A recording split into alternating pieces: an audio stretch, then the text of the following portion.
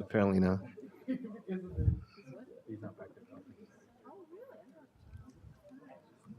Ready? Wow, everyone's here. Welcome. Hello, hello. Something going on today? Okay. All right. I'd like to call the October 17th, 2023 City Council meeting to order at 6:30 p.m. GoToWebinar transcripts of council meetings are available upon request after the council meeting. For real-time transcription, visit your Apple app or Google Play stores and download services such as Live Transcribe or Live Caption. The public is encouraged to join the meeting either online or by phone at the numbers printed on the agenda, which can be found on the city's website at www.diamondbarca.gov or in person at the main auditorium, South Coast Air Quality Management District. We have also allowed public comments to be submitted in advance to the city clerk. If any were received, they will be noted for the record when we get to the public comment period. This meeting is being broadcast, and by participating, you are giving a permission to be televised. This meeting will be rebroadcast every Saturday and Sunday at 9 a.m. and alternate Tuesdays at 8 p.m. and archived for viewing on the city's website at www.diamondbarca.gov. At this point, we'll stand for the Pledge of Allegiance, followed by invocation by Sheikh Noman Beg from the Institute of Knowledge. Please stand. And place your right hand over your heart. Ready? Begin. I pledge allegiance to the flag of the United States of America and to the republic for which it stands, one nation, under God, indivisible, with liberty and justice for all. In the name of God, the most beneficent, the most merciful. Dear God of justice and mercy, thank you for the gift of life and the opportunity to serve the people of our city. Help us, dear God, to act with character and conviction. Help us to listen with understanding and goodwill. Help us to speak with charity and restraint. Give us a spirit of service. Remind us that we are stewards of your authority. Guide us to be the leaders your people and creation need. Help us see the humanity and dignity of those who disagree with us, and to treat all persons, no matter how weak or poor, with the reverence your creation deserves. And finally, O Lord, renew us with the strength of your presence and the joy of helping to build a community worthy of the human person. We ask this of you as your servants who are in need of you, confident in your goodness, love, and mercy. Amen. May God bless us all. Thank you. Thank you. Please be seated. City Clerk Santana, please take the roll. Yes, Mr. Mayor. Councilmember Lowe? I'm here. Councilmember Tang? Here. Councilmember Tai is absent. Mayor Pro Tem Liu? Here. Mayor Chow? I'm here. Thank you. We're going to move on to approval of agenda. City Manager Fox, are there any changes to the agenda as presented? There are no changes to the agenda this evening. Thank you. The agenda is hereby approved. We have also under special presentations, certificates, and proclamations. We don't have any. You're for public comments. We don't have any. We'll move on to City Manager reports and recommendations. City Manager Fox. No additional reports this evening. Thank you.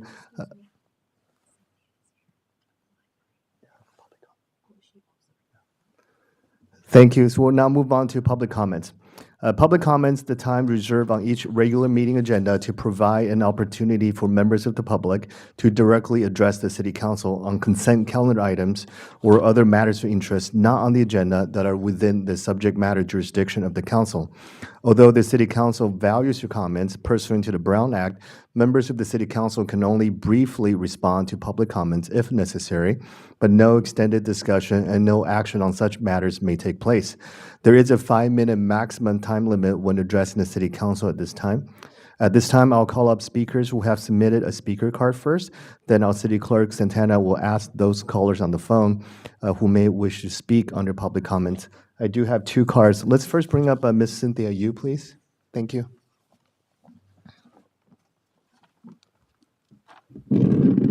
Good evening, Mr. Mayor, Mayor Pro Tem, council members, city staff, and members of audience. My name is Cynthia Yu from Diamond Bar Library.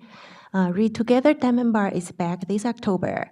Sponsored by the Diamond Bar Friends of the Library, Read Together Diamond Bar is based on the concept of one city, one book, where everyone in the community reads the same book.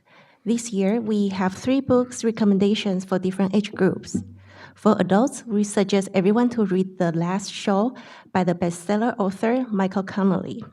We suggest teens to read Truly Devious by Maureen Johnson and The Detective Dog by Julie Donaldson for children.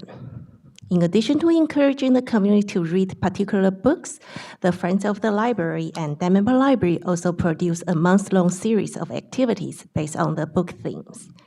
On Saturday, October 21st at 2 p.m., please join Inspector Snoop on an hour of hilarious puppy adventure to solve the case of who blew down the 3 little pigs' houses again. This program is for ages 5 to 12 with parent or caregiver. Do you like true crime and solving puzzles? Come to the library on Wednesday, October 25th at 11 a.m. to solve a cold case in a group setting. All of the fall cold case information will be provided, and this program is for adults. For teens, please read Truly Devious by Maureen Johnson, the Teen Read Together Diamond Bar book selection, and coming on Wednesday, November 8th at 4 p.m. to discuss the mystery that takes place in 2 different time periods in the book. On Saturday, November 18th at 2 p.m., please join us as we meet author Carl Vanderon and discuss his book, Saving Miles, as well as his work as a crime writer. Afterwards, we'll award the prizes for the winners of the How a Book Changed My Life, the student essay contest. Each year, the essay contest is offered as part of the Read Together Diamond Bar event. Students from ages 13 to 18 are encouraged to write a personal letter to an author, explaining how that author's work changed their way of thinking about the world or themselves. All entries are due on Wednesday, November 1st, and can be mailed or dropped off at the Diamond Bar Library. Thank you. Thank you so much. Next, we're joined by our esteemed colleagues at Mountain San Antonio College. Let's welcome Dr. Manuel Baca. Mr. Mayor, honorable council members, I'm very happy to be here with you. I am a member of the Board of Trustees and also a very proud resident of the city of Diamond Bar. This year, we went through a national search for the presidency and CEO position for Mount SAC, and we had a tremendous response to that. After all, Mount SAC is a very sought-after place to work, and particularly as president CEO. This past summer, we began the tenure of our newest Mount SAC president CEO, and I'm very proud and honored to be able to introduce you to Dr. Martha Garcia, who has served previously in a couple of other presidencies, the community colleges in California. So I'm going to turn the podium over to her and allow her to say some words and have you get to know her a bit. Dr. Garcia? Thank you. Welcome. Thank you. Good evening. It's a pleasure to be here. It's a pleasure to serve the students from the city and the other cities that we serve at Mount SAC. I would like to share with you briefly that I myself am a proud community college graduate. I would have not been able to pursue higher education if it wasn't for a community college. The work that we do at Mount SAC is incredible. There is tremendous pride and commitment, and we're currently serving about 1,100 Diamond Bar students. And my priority for coming to introduce myself to you all is to emphasize that it is important for me that we work to strengthen our partnership and our commitment to, through education, continue to contribute to social and economic development of this city and the surrounding cities and communities. So truly grateful for the opportunity to serve and grateful for the opportunity to come and meet you and looking forward to collectively work together to continue to contribute to prosperity. So thank you very much. Thank you. Do my colleagues have comments or questions for? No? Okay. Mayor, can I just make a comment? I just wanted to say, Dr. Garcia, welcome to Diamond Bar and the general area, and I really am really glad that you are taking over the helms of Mount SAC, one of my favorite institutions. You're basically in our backyard, and so we love the activities and the growth and the vision that you and your board have exhibited over the years, and also just the new things and the innovation. And I really think that you make it's just a vital role that you play, transitioning our students from high school to a 4-year by giving them that 2-year education. And in particular, in light of what the pandemic that we had and all of the things that happened, it's the perfect place for many, many students to thrive and grow and figure out where they want to be. So thank you for your service in that area. And I really personally look forward to working with you and visiting your campus. So thank you and welcome. Likewise, we look forward to hosting you. And I'd like to introduce our PIO. Jill will share some of the highlights of the amazing work and that continues to exhibit the pride that we have in what we do. So thank you. I look forward to working with you, and I would love to host you on campus so that you are able to see what we're doing and the amazing just feeling to be on that campus. So looking forward to seeing you there. Thank you. Thank you. Dr. Garcia, welcome. I have a quick question. I really like you mentioned something about socioeconomic development through education. That is very, I don't know how to describe it, but it is amazing you said something like that. I'd like to hear you elaborate some ideas on that. Well, through my 23 years serving in this amazing California community college system, I spent over 7 years specifically working on career education programs, directly working with employers. And in that, fulfilling those responsibilities, what clearly was demonstrated, there is definitely a correlation between higher wages to the greater level of education that's completed. It's that correlation is clear. So that's a contribution to economic development. A contribution to economic development is also working closely with employers and creating the programs to ensure that we provide the workforce that is prepared to fill the needs that they have, especially when it comes to emerging needs, which is fascinating to be able to be involved and contribute in that way. And finally, extremely important is the social development of our communities. We serve many first-generation college students, me being one that was served by a community college, proud daughter of farm workers. The fact that I was able to achieve education and afforded that opportunity not only has impacted me, it impacted my family, and it's impacting future generations. And when I think about social development in our communities, what is more powerful than seeing that? The success that is afforded to these students and their families when they're provided the education opportunities that ultimately are a pathway to achieving success at levels that they probably not imagined. And we are privileged to be able to contribute to that. But we need to partner with you as well, because it's only working collectively that we could better serve these students and these families. Thank you so much. Thank you.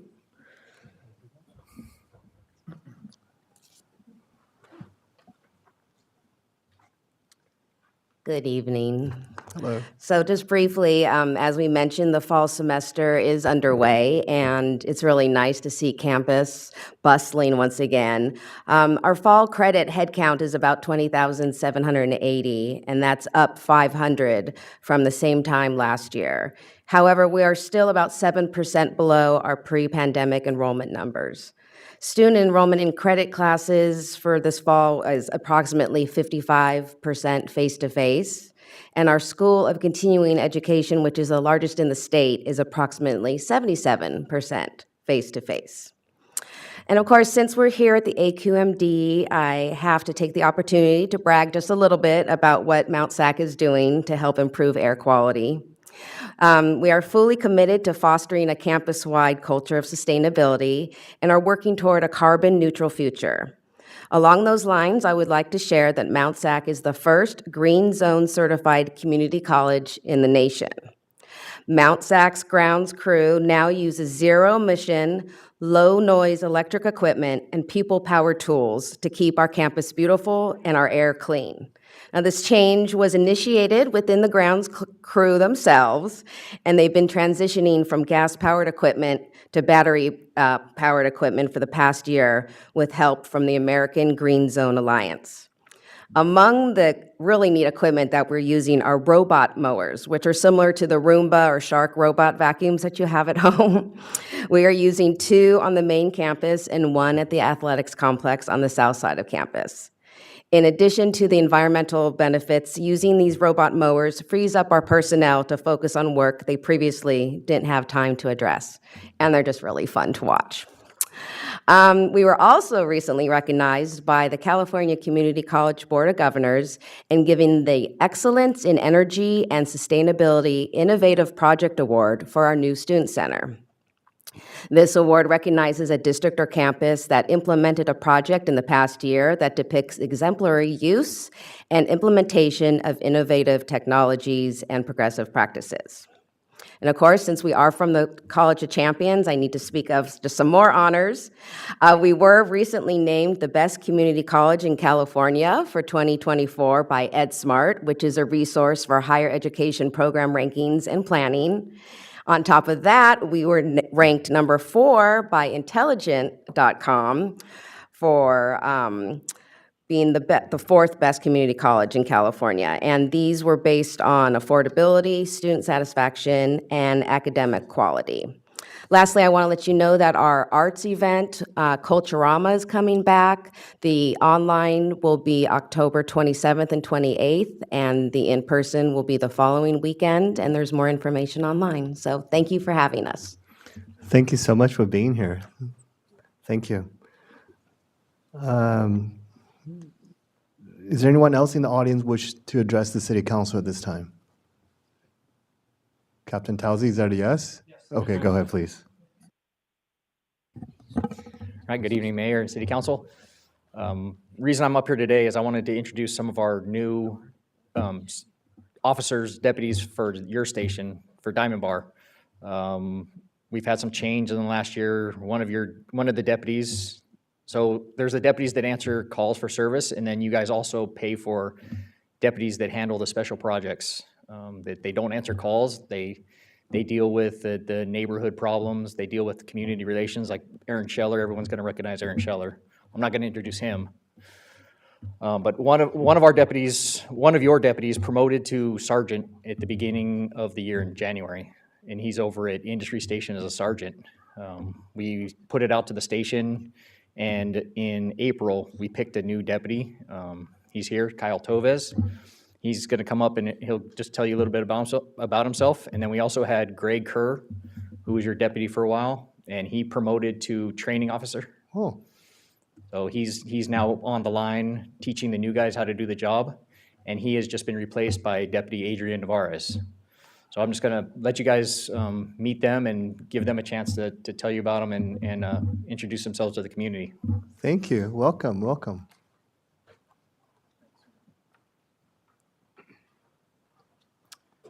Mayor Pro Tem, City Council members. My name is Deputy Tovez. I've been with the Sheriff's Department for 12 years, happily assigned to Walnut Sheriff Station now. I got the call to join the Diamond Bar team, and I'm excited for the opportunity. I've already worked with some of the people here on projects in the city, and I've met you, Mayor, on multiple occasions, so I'm happy to be a part and finally formally introduce myself. Great. Thank you.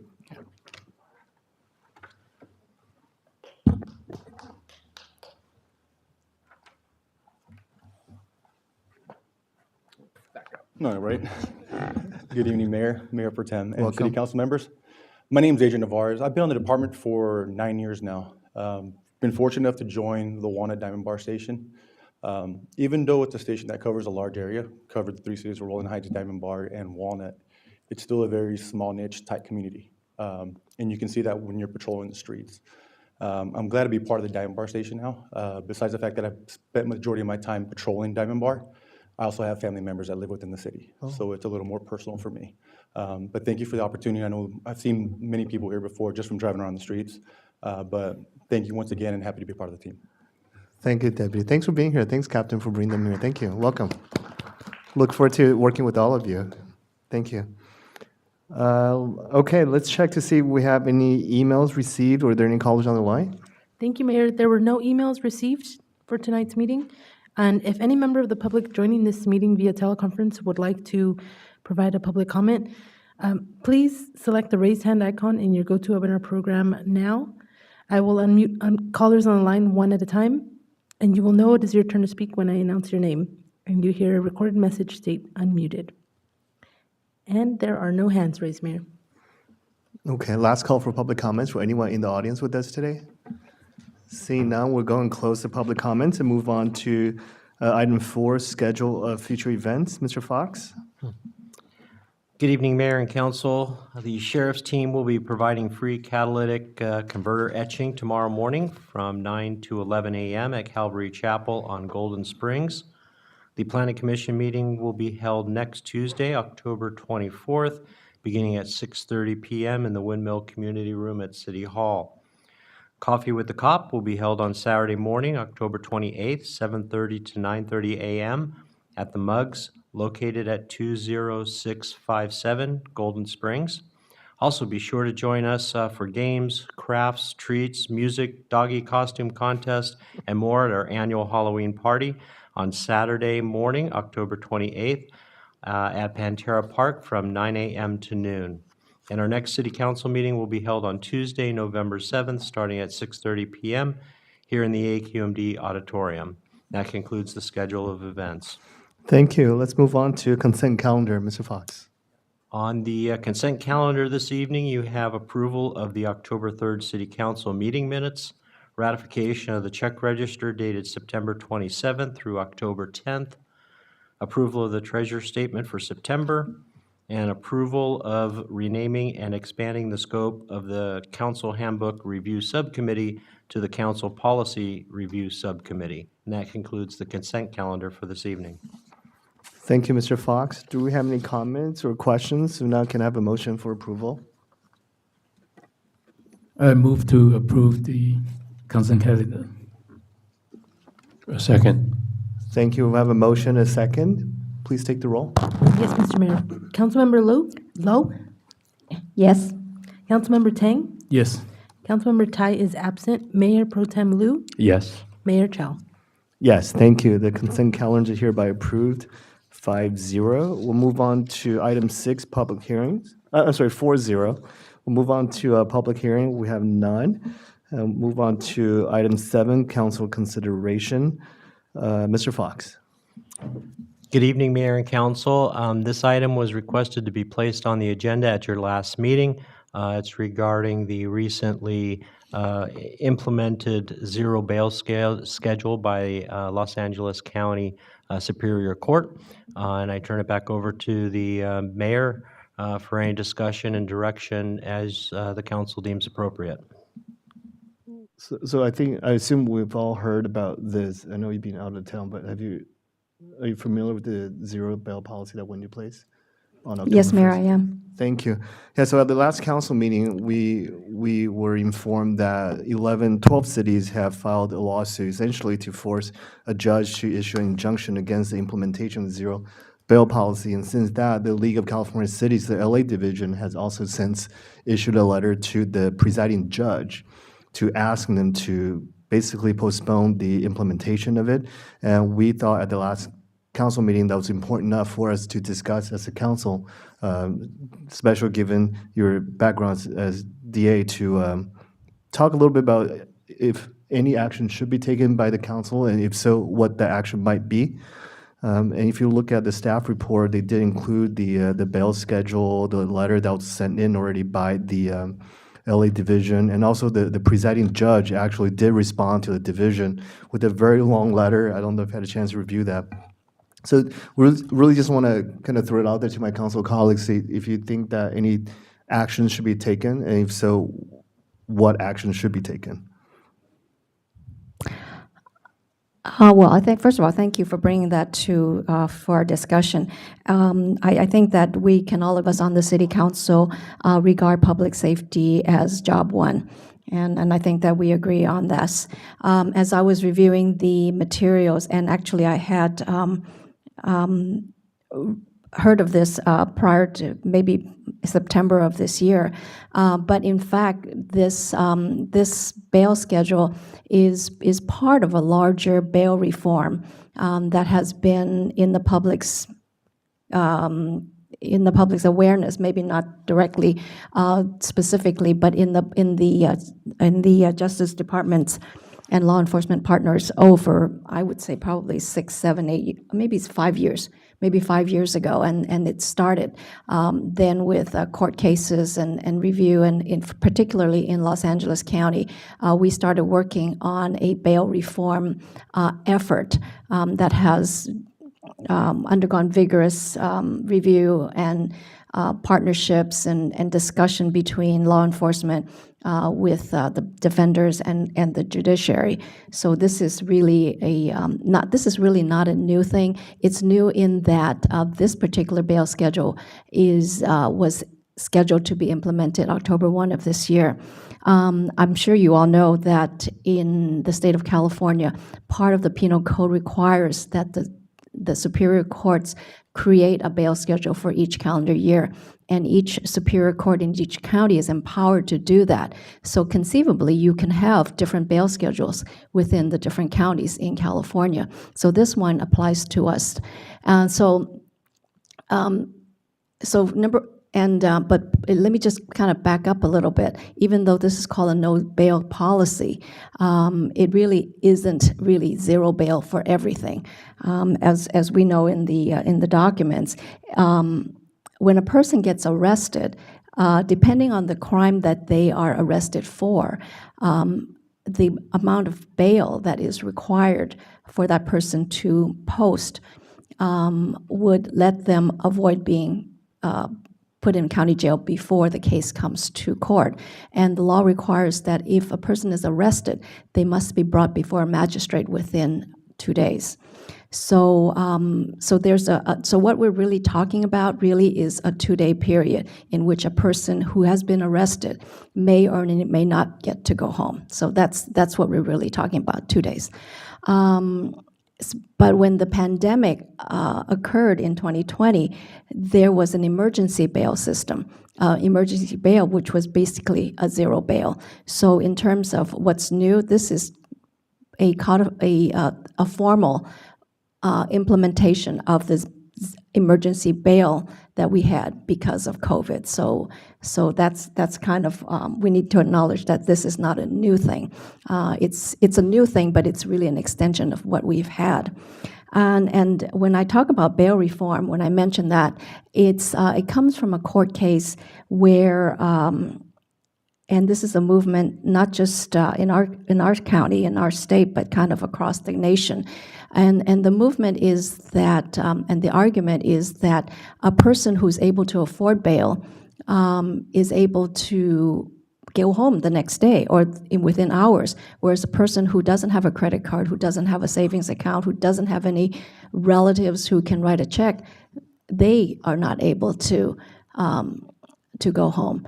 And then, so then the question becomes, what's the equity of that? And certainly, so that's one of the questions that have brought in this whole idea of bail reform. And bail reform in California did not start just in Los Angeles County. Probably we're very progressive in that regard, but it really went to the California Supreme Court, and it was actually championed by the former Chief Justice of the California Supreme Court. So this there's just a lot of history behind what we're talking about. But I think what we're talking about here is about public safety, and public safety, what it means to a resident who has been harmed, who's been victimized by a crime, whether or not that person did it, but they have been victimized. We're talking about how a person feels living in our city. Do they feel safe? Do they feel like they would be the next victim of a robbery, of an assault, or of a theft? So that's kind of what we want to talk about. That's what really is foremost in our mind. And I think that it's really important for us to remember that bail is but a small part of a system that we have in our state that involves public safety. We've talked here on the dais many times about Prop 57, Prop 47, maybe 50, I'm sorry, I can't remember the name, 47 and 56, right? 57 and 47. Those two measures combined with court orders and consent decrees have really dismantled a lot of the public safety systems that we had in place. So how we feel about public safety is really not solely at the foot of this policy. This is just a small part of everything that has happened to us to cause us to have these heightened concerns about public safety. So to me, that's kind of the background. I personally feel that I personally worked with the judges of the Los Angeles County Superior Court when this bail reform was taking place about 5 years ago, and a lot of thought was put into that. And certainly, they are empowered by statute to create a bail schedule. That's the law. That's their job.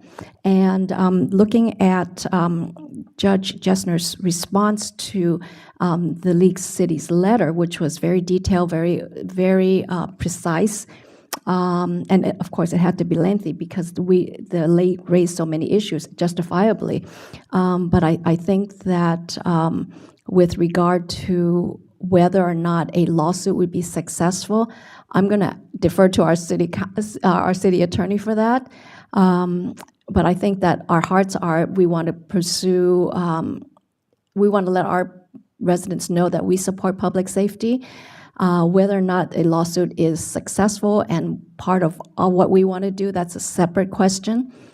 So maybe I can turn that back over to Mr. Sandoval. I am not 100% sure a lawsuit would be successful. You're basically asking another court to enjoin another court from doing something they have legal authority to do. So, but if the city council wants to pursue it, we can do additional research to see if there is any basis that we can identify to move forward. But from a 10,000-foot level, I'm just not seeing it. Thank you. I kind of see it that way as well. What costs, if any, would there be to our city if we were to join in this lawsuit?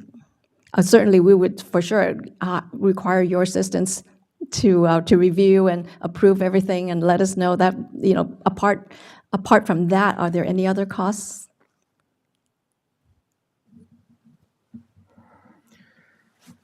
I mean, other than, doing the research and putting together a complaint, I don't really see any other cost.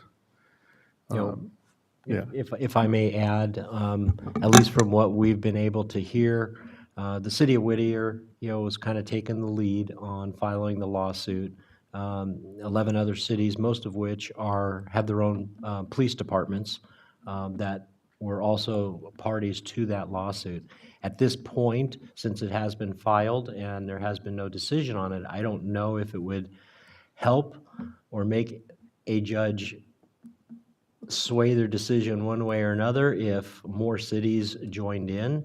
I believe that the city of Whittier will be, at some point, asking for some type of financial contributions to pay for their costs associated with filing that lawsuit and preparing it in rather short order. So I think they took the financial hit for that, and I believe they will be seeking reimbursements from those participating cities on some type of pro rata basis.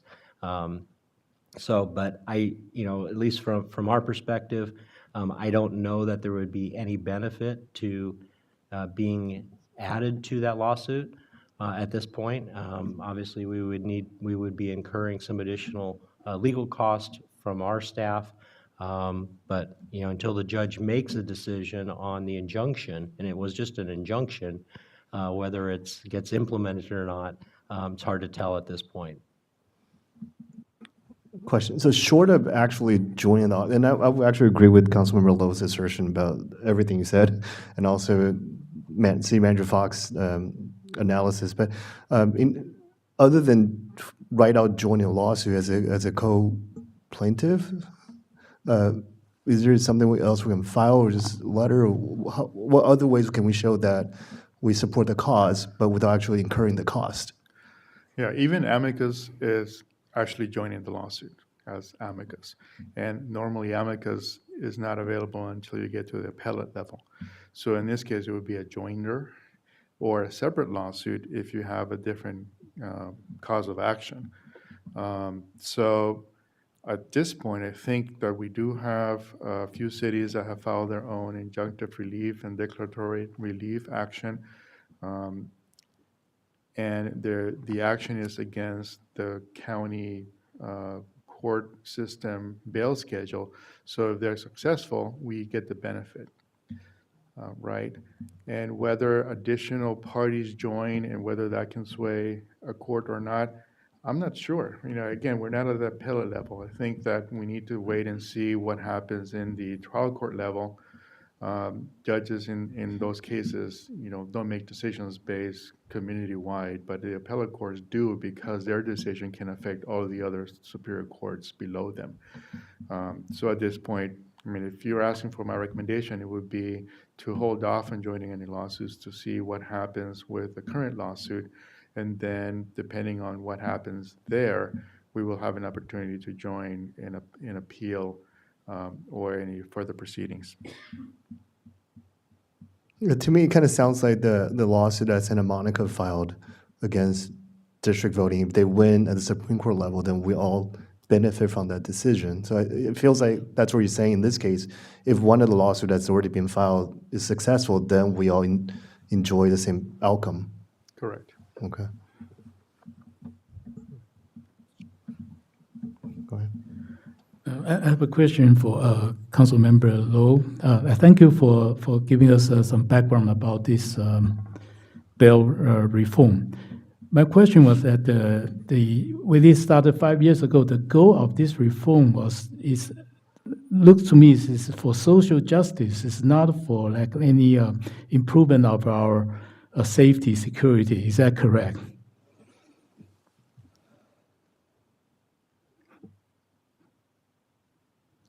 Other words, do you remember what's the initial goal of doing this reform 5 or 6 years ago?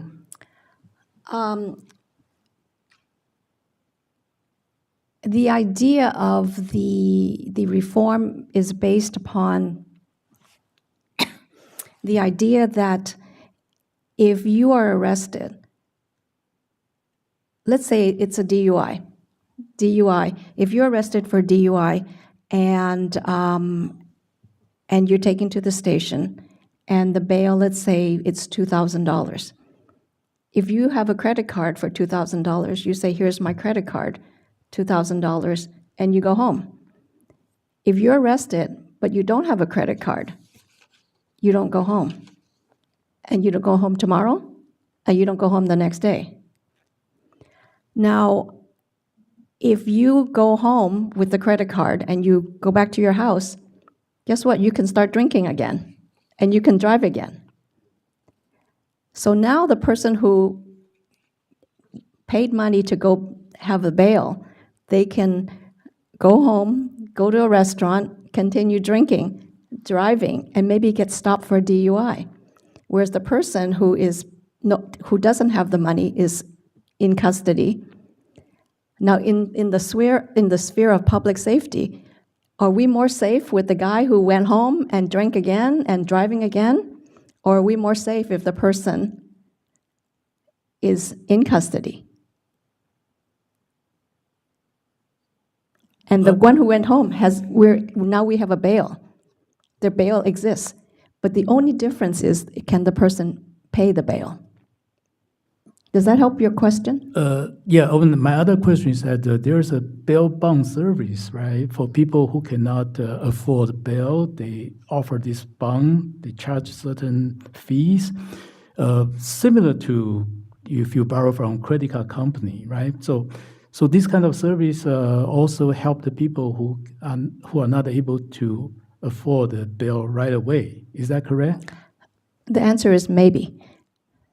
You may not, because a bail bondsman, if it's called a bail bondsman, is because it's a bond. It's a guarantee that you're going to appear in court. Because bail really, the purpose of bail is to ensure, not to ensure public safety. The purpose of bail, and this is in our Constitution, is to ensure that the person who has been arrested is going to come back to court to face the consequences of the charge. That's the whole reason for bail.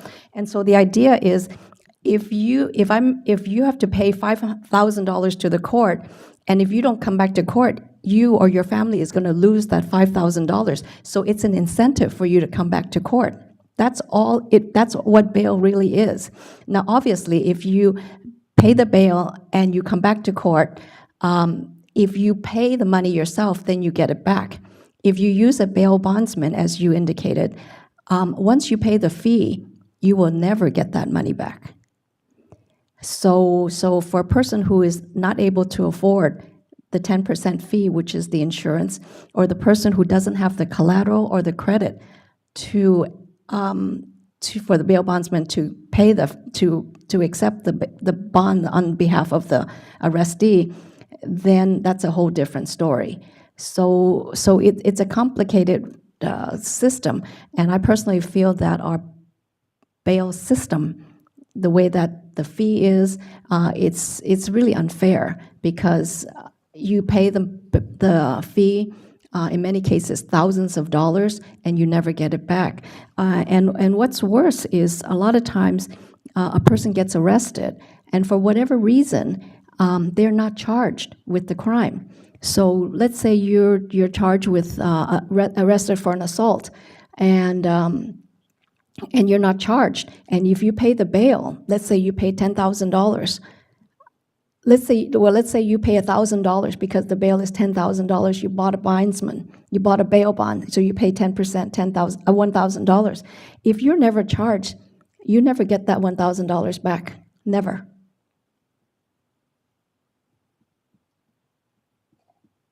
Oh, thank you for answering so many questions. Then my last question is that, if we get rid of the bail, and is there any other system to ensure that the persons who are charged come back to the court? Because that was the purpose of the bail, right? Exactly. That's the purpose of the bail, is to ensure that the person comes back to court. That way they can, because when we're talking about bail, we're not saying whether the person is guilty of the crime. They have to come back and face the charges and see if they are guilty. So this is not, the person is not judged guilty, not yet. They get judged guilty later on. But then we have to make sure that the person comes back and they're not committing any other crimes between the time that they're arrested for the first crime and they got 3 or 4 crimes. And I just want to say that that's the problem in our society now, in our communities, is the person is arrested and they are released on the no bail, And then tomorrow, they're committing a crime, the same crime, and the next day, and the next day, and the next day. So by the time the case is completed, maybe 3 or 5 days later, we already have them committing 3 other crimes. And that's the issue. That's what's bothering me. And that's why it's bothering all these people, that we need something to say, this has got to stop. And a bail schedule, changing up the bail schedule or filing a lawsuit, I don't think that's going to change that.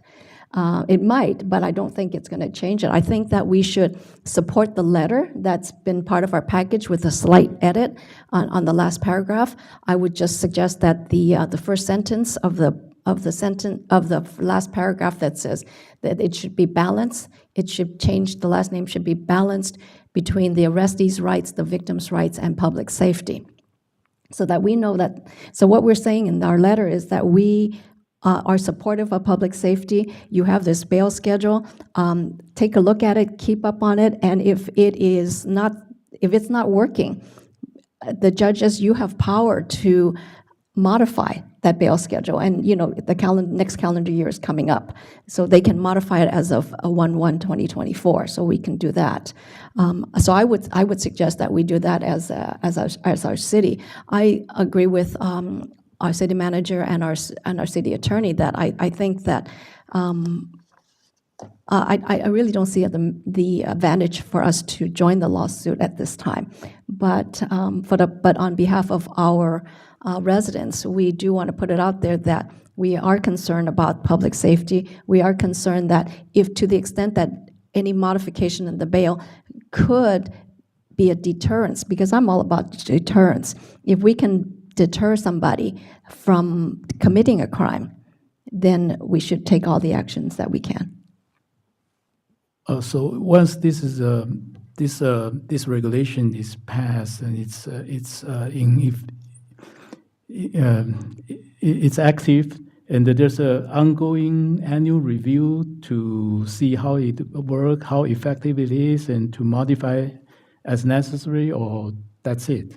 Well, the bail schedule is part of our system. It's in there. It's like a fee schedule, and it's not a law per se. The law is that the judges are required to promulgate a bail system, and they have, and they do it every year. So 2024 will be a new bail system, a new bail schedule. So robbery is $100,000. Burglary is $50,000. DUI is $500. They have a different schedule for the bail amount depending on what crime the person is arrested for. And they can change the bail schedule at any time. Obviously, they did it for COVID. They said 0. So that's a change. Does that help? Yes, thank you. Thank you. So I'm inclined to agree as well. So it sounds like, if I'm hearing our city attorney right, there's really no benefit for us to join a lawsuit at this point. But I do agree that I think we need to show our residents that we do feel concerned and that public safety is important to us, and we need to support our deputies in their law enforcement efforts. And I think this letter does address all of that, but I would agree, maybe add a line there. We need to balance both the there are two sides to every coin, right? We need to also balance the rights of the victims to the rights of those accused, but not yet convicted. I'd be happy to make those changes with the concurrence of the council, if that's the direction you want to go. And the final word would be balance public safety. The rights of the arrestee, the rights of the victim, as well as public safety. Because that is our primary concern, that these are, and we lay out why we are concerned about that. I think that if that adequately supports our concerns, then I think that we should go that route. And everyone's okay with the 5-signature letter? Yes. Yes. Do you need a motion, or that's consensus, or what do you need? I think we have concurrence from everybody's comments, and just want to clarify if everybody's comfortable for us to use your electronic signatures, and we can get that out tomorrow. Yes. Yes. Yes. Okay. Very good. Thank you. Thank you. So that concludes council consideration. We'll move on to item A for council subcommittee reports. We'll start with Dr. Tang, Councilmember Tang. Thank you. Thank you.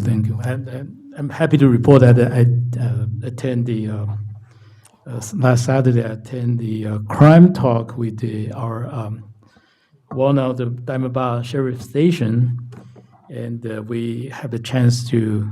We means that me and several other residents from Diamond Bar and Walnut and the members from the TACF. We were able to tour the jailhouse facilities and as an eye-opener to take a look at the weapon, the firearm, the room. Those are very interesting. And also that we were given a presentation of things about the statistic of crimes in our area, and we were showing the slides about the a drug that's been circulating around, that's been used in our communities. And we talk about the business watch, the business and home watch group, and also the last but not least, we also talk about the homeless issue. And we have a very interesting discussion with the deputies there. The deputy there were Deputy Louis Denver, and the Deputy Gloria Maldonado, I believe that's her name. So I highly commended their presentation at that time, a very interesting, very passionate presentation. Also, at the end, they mentioned that they are going to have a fundraising for a fallen officer at Palmdale. There's an officer last month was tragically and mercilessly gunned down while he was on duty. His name, I believe, is Ryan Klickenbrumber. So they are going to have a fundraising for the family, and I wish everybody will support them. Thank you. Thank you. Councilmember Lowe? Thank you, Mayor. First of all, Mayor, I just want to thank you for bringing item 7.1 to our consideration this evening, and I really feel that that's important, and I really thank you for giving me the opportunity to address this issue. I really appreciate that, and of course, your support for public safety. Congratulations to our city for a successful restaurant week. I hope everybody gained the requisite amount of weight for this time, and so you have until next year to diet until it starts off again. So congratulations and thank you for everybody who did such a great job in making this a successful thing. And Mr. Fox, thank you for letting us know, and congratulations to Information Systems Director Ken DeForges for receiving, once again, the coveted 2023 Municipal Information Systems Association of California's Award of Excellence. So I'm really proud that our city is recognized, 17 years running now? And I'm really proud of our system that we can maintain and grow and move forward and innovate. So congratulations to you and your staff for that great award. We did item number 5.4 this evening, revising the name and the scope of the subcommittee. I've just asked that maybe we can set a committee date sooner rather than later to maybe start some work on this progress before the year is up. And those are my comments for this evening. With that, I'll say good night. Thank you. Mayor Pro Tem? Thank you, Mayor, and thank you, staff, for the presentation, and Councilmember Lowe for your insight on topic 7.1, and Mayor for bringing this up. Indeed, public safety, it is our number one priority, and having a balance for that, it's a start. And to thank you for input on doing that. Thank everyone for the wonderful restaurant 2 weeks. I've been with the kids to a lot of different flavors and the diverse culinary adventures in City of Diamond Bar. It's been great, and seeing especially the mom and pop restaurant owners, and there I met very many.